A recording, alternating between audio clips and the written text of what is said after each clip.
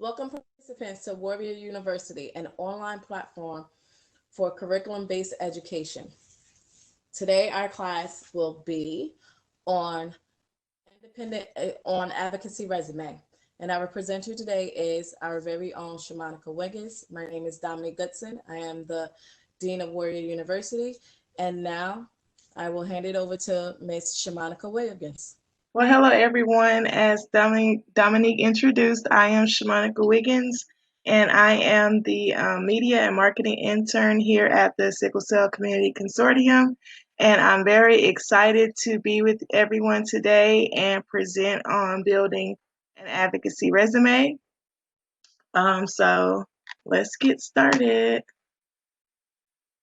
Okay, so first I would like to just share what is an advocacy resume. Well, first I shared the definition of advocacy, which is public support for or recommendation of a particular cause or policy, and then a resume, a brief account of a person's education, qualifications, and previous experience, typically sent with a job application.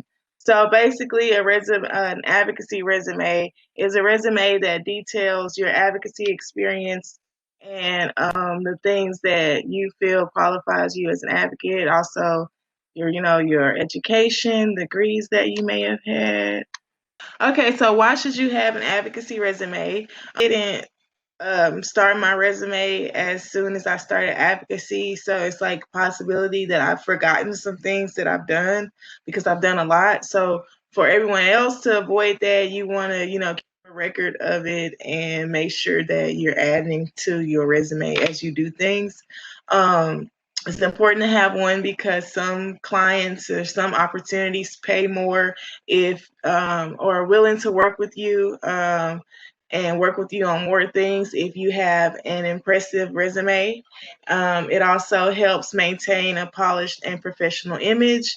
Like I call myself a professional patient advocate, and I know many others who refer to themselves as a professional patient advocate. So if you're going to call yourself a professional, you want to keep and maintain a professional image, and just having a resume on hand, it hurt. That's why I put why not have one. It can't hurt anything to have one, and and be ready when opportunities come your way. And here are the differences between a traditional resume and an advocacy resume. Um, some of the things that are the same, that they both have your education listed and they both have your skills listed.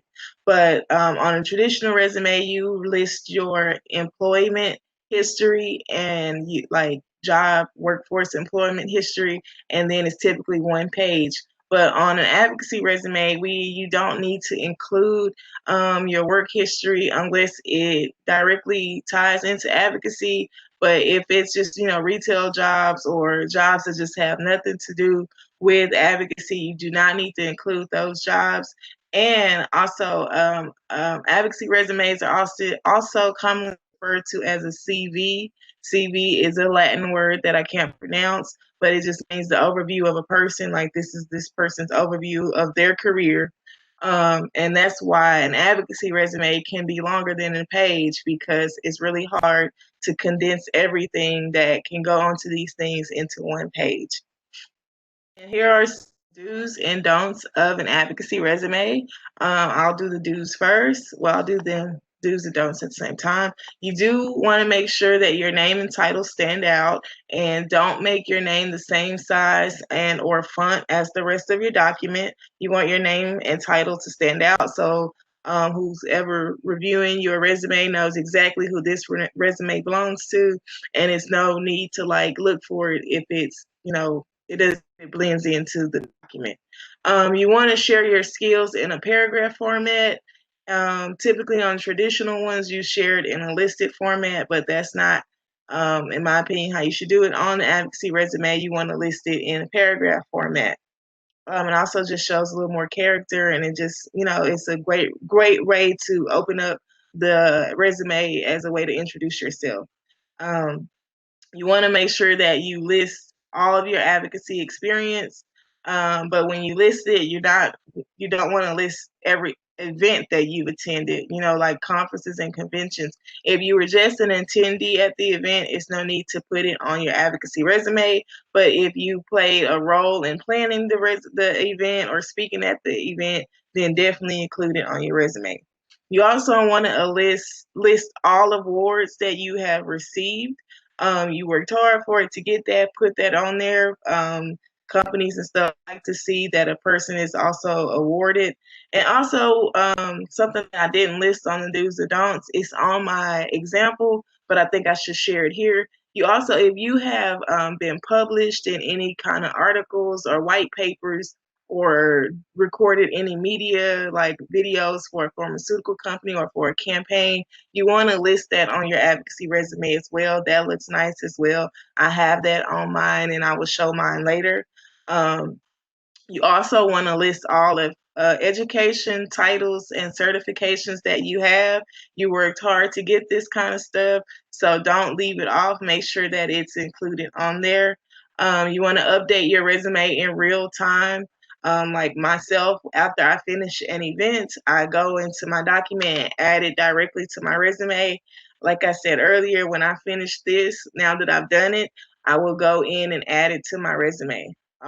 That way, if you update it in real time, it's always ready to go whenever opportunities come your way. You don't want to keep people waiting on you to send them your resume. If you update it in real time, as soon as they ask, you can get it sent to them that same day. Um, don't forget to use spaces and line breaks in your documents, also bullets and everything. You want to keep it easy to read. Big blocky paragraphs, small font, all black and white is very hard to read and it's boring to look at. It doesn't, it's like, oh, okay, this person didn't put much thought into this. So you don't want to do that, and you do want to sprinkle your personality into it. You can put some color into it. It does not have to be boring. I mean, it's not like you can make it super fun or jazzy or whatever, but it doesn't have to be just black and white and in paragraph format. You want to break it up, use bullets, and make it look nice and neat and easy on the eyes. On your advocacy resume, you want to make sure that you have good references. References are very important on your resume. You want to put thought into this and choose good references. You don't just want to put, oh, this is my friend, put my friend, I know they give a good word in me. You want to put good thought into it so you can get some good, useful, beneficial references on your resume. So here are a few things to keep in mind. Actually know your reference. Like I said earlier, I have met people who said they've been listed as a reference and they didn't really know the person in who listed them. So make sure you know the reference, and not only make sure that you know them, but also ask for permission to use that person as a reference. You can call them or email them, but you want to make sure that they know that you are using them as a reference and that they are okay with it. Also, that allows them, that gives them a heads up, just in case someone reaches out to them on your behalf. Um, you want to use a person or people who's familiar with the industry or position that you're seeking. I also said earlier, you do not have to have everyone tied to sickle cell or to advocacy, but it doesn't hurt to have one or two on there. And you want to use your connections to your advantage when choosing your references. Like I said, if you know somebody that has a big role somewhere or is an important person and they don't mind you using them as a reference, you can use it. Like, use your connections to your advantage, and also make sure your reference contact info is up to date so that the person you send your resume to doesn't have to contact you and say, hey, we reached out to this person, but this wasn't right. You want to make sure that everything on your resume, including your references, is up to date and correct, so it just makes it easier for the client to hire you or to secure you for an opportunity. And I'm going to show two examples of advocacy resumes. These are more in the CV format. Here, this is not the one to speak out, but on the resume, on the next slide, I'm going to make mine bigger. Well, I'll ask for them to make it bigger by clicking the link and then scroll up.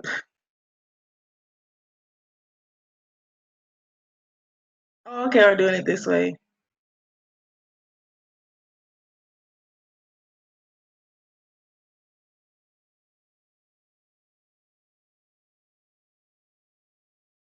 As y'all can see, mine is 4 pages long.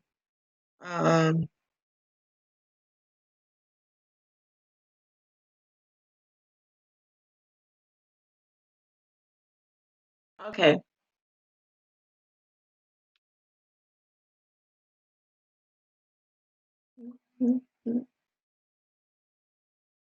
Here you see I have my name, I have my address, I have my phone number, I have my email address, and I have my title. And you see I added the little personality by extraordinaire. Like I thought that was like cool and makes it set me apart a little bit. And as you can see in the skills section, it's in a paragraph format. As an experienced patient advocate, I have a vast skill set that makes me suitable for numerous roles. I have incredible speaking skills and a stage presence that captivates the audience. As a team player that loves working with others and collaborating on projects, I feel it makes me ideal to work with. I possess experience in consulting, social media engagement, campaign promotions, content design, project management, and event planning. My communication skills makes me easy to work with. I'm also honest with me, impactful when lending my voice to those seeking the patient perspective. I make it a point to share what it's really like living with a chronic illness such as sickle cell. See, I listed my skills, but it's in like a little introductory paragraph about me. That's a good way to list your skills. It's a good way to introduce yourself to the person reading your resume. And then I go into my leadership experience. I have all the opportunities that I've played a leadership role in listed here on the resume. I remember when I shared my resume with Clayton. Clayton is the example I used previous. He suggested that if you use bullet points, like I have 3 under this one on this one, and 3 on this one. He suggested the same number of bullet points on each thing. I mean, I think that looks good. So if y'all feel that way, that's a good tip to keep in mind, just to keep your document looking uniform. So don't be like me and just do the one.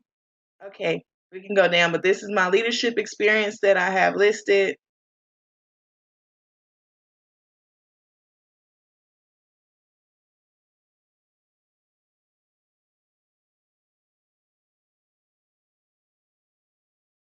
And then after the leadership experience, I have education.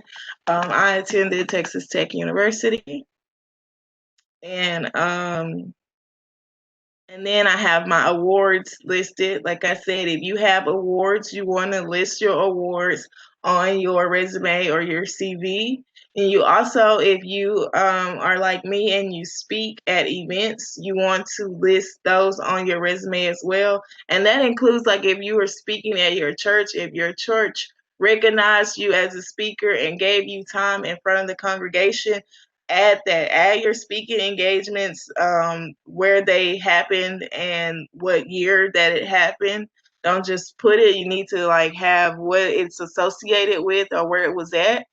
On mine, I put this mental health panel. I've done it more than once, so I put the different times that I've done it on here.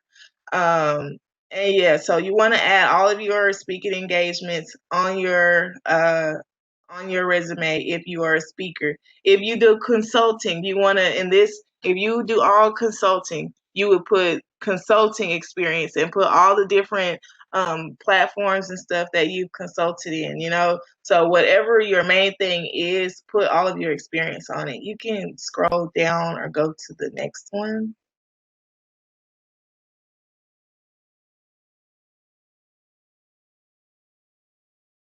Okay, and then see, I put advisory boards because I sit on more than one advisory board. So if you are also on advisory boards, or anything like that, you want to add that to your resume. I I see this number growing soon. That's why I say it's good to update them in real time. But make sure if you are on an advisory board, if you're lending your voice to something, it should be listed on your resume.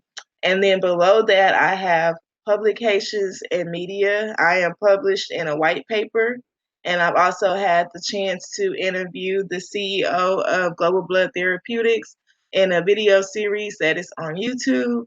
And I did something very similar with Pfizer, where me and another patient and two doctors talked about the importance of clinical trials as it relates to sickle cell. And then also, when it was a part of Bold Lips for Sickle Cell, we did a Story Corps interview.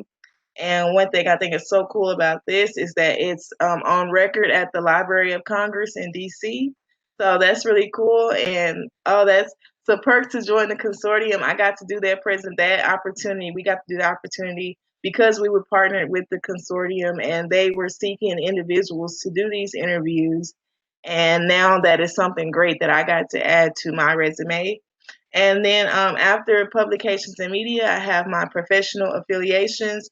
I'm partnered with the Sickle Cell Community Consortium. If you are partnered or a part of other organizations, you want to put that on your resume. I'm also part of RAM, which is the Rare Advocacy Movement. If you are part of NORD, you want to put that on there. If you're a part of anything that relates to advocacy, um, chronic illness, rare disease, whatever it may be, put it on your resume so people know that you are not, that you are a serious advocate and you know what you're doing and you deserve the position that you are seeking. And after that, I go right into my references. And like I said, if you know big people use them, I use the Assistant Secretary of Health on my resume. I know him personally, and he told me if I didn't put anyone else on my resume, I should definitely put him. He agrees with me that you should use your references to your advantage.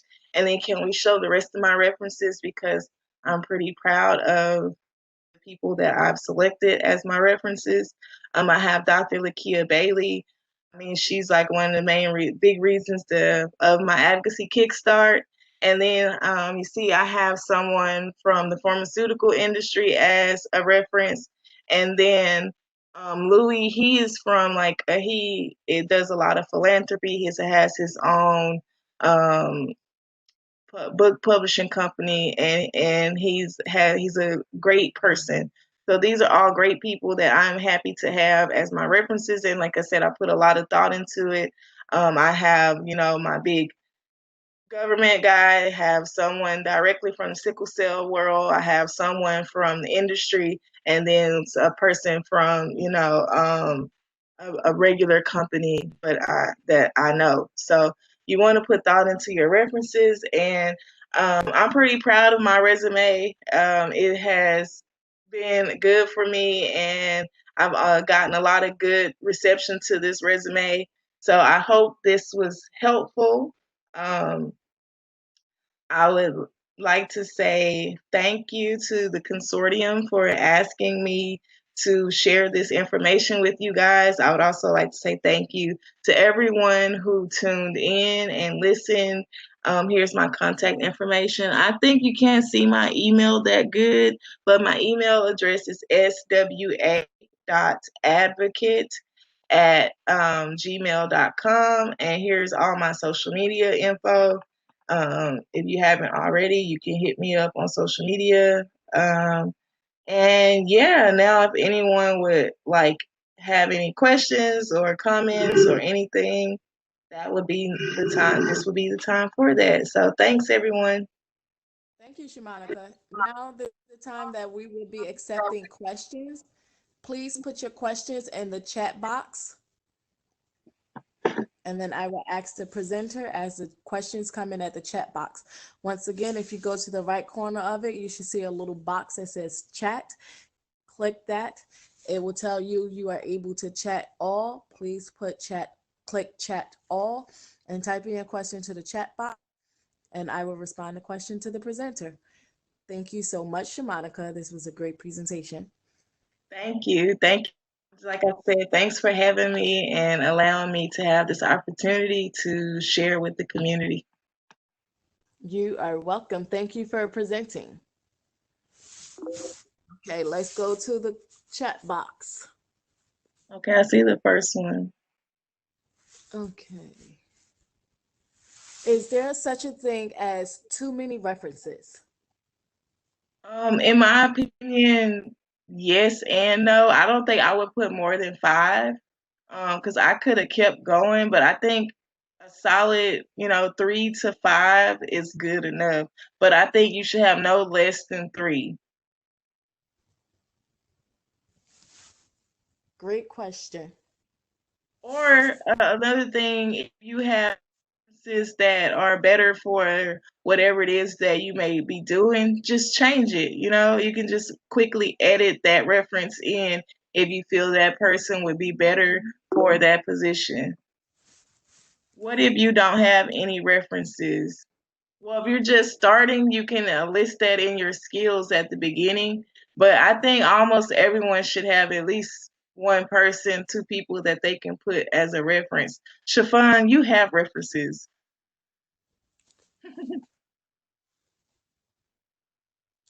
Is there such a thing? Here's a question. Is there such a thing as too long of an advocacy resume? For some for some advocates, they have been doing this maybe 20 plus years, and 20 plus years of all the things that they have done advocacy wise, videos, parts of papers. Is there such a thing as too long of an advocacy resume? Um, That is a very good question. If it's like 20 years experience, I think they should add that in their like skills paragraph, and maybe do like within the last 5 years. And that could probably still be a lot of information as well. But I don't think you need to list everything you've done over 20 years unless it's asked. But you can mention, you know, um, what you've done. Unless it's like you were part of organizations or founded organizations, you can put those in there. I think it would be a way to get it in there without it being too lengthy. And if it's not, just put in there you have 20 years plus experience with XYZ organizations at this position. And then put your most recent stuff in your resume, in your skill sets. If they reach out to you, you can always reach out to me for more information or something. That's a good question because I don't have that much experience in this game, so I haven't came to that problem yet. Okay. Here's another question. Thank you for that answer. I am interested in being a parent navigator at Children's Hospital in Washington, D.C. What other suggestions to get experience?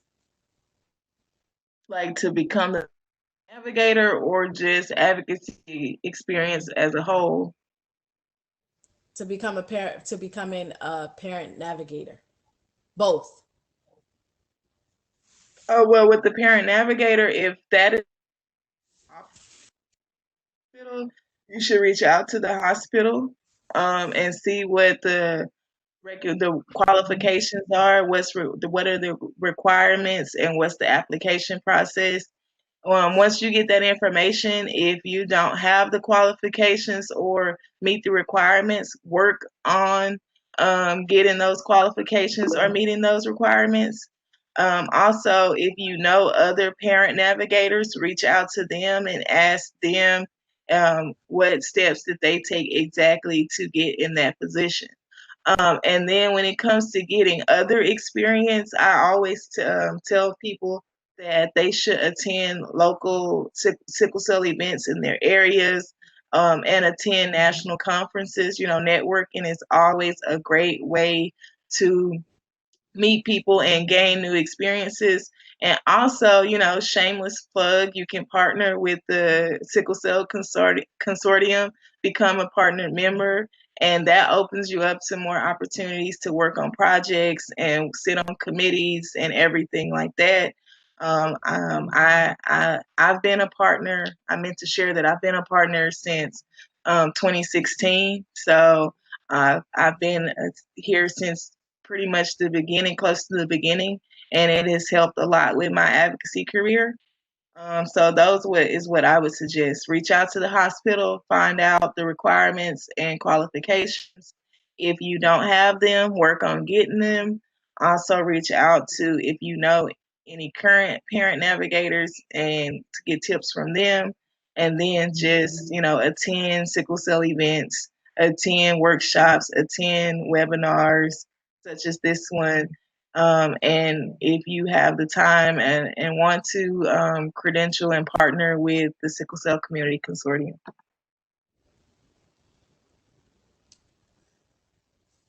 Are there any more questions?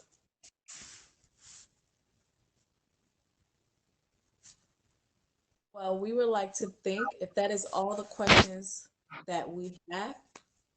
Once again, I would like to thank our presenter, Shamanica Wiggins. Thank you very much, Dominique. for presenting. Oh, thanks somebody. Wanda's audio is now. I'm sorry. I am in the DC area, and the best way to connect is to go through your child's specialist, whether it's a hematologist or let them know of your involvement in the sickle cell community and your interest. I'm sorry, Yolanda, can you please speak up? You hear me now? A little bit. Speak a little louder. Is this better? Yes, that's better. Okay. I am in the DMV area, and with the local children's hospital, the best way to approach that is to connect to your child's specialist, whether hematologist or pulmonologist, and let them know of your interest. So as you check the website, how to access that opportunity, you can also have the physician put a word in for you. Be sure to mention that your child is a patient of whoever the doctor is at this hospital. Thank you for that feedback, Yolanda. Are there any more questions? Why is it doing that?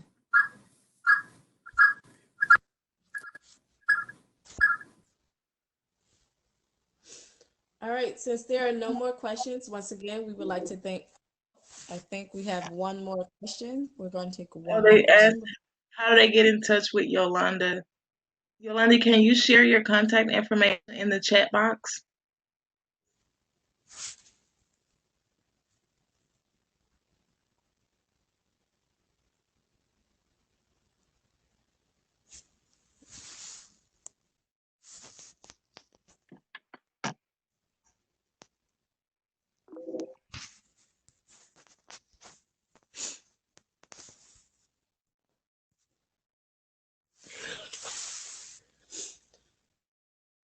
Okay, once again, if there are no more questions, we would like to thank Shamanica for this lovely presentation on Advocacy Resume. Thank you very much. This was very helpful information, and I hope everyone enjoyed this class. Please be on the lookout for more Warrior University class that we'll be having in 2020. Thank you all for participating, and have a good night. Have a great holiday and a happy new year, everyone. Thanks, Shamanica. Bye. Happy holidays. Thanks. You're welcome. Thanks, everybody.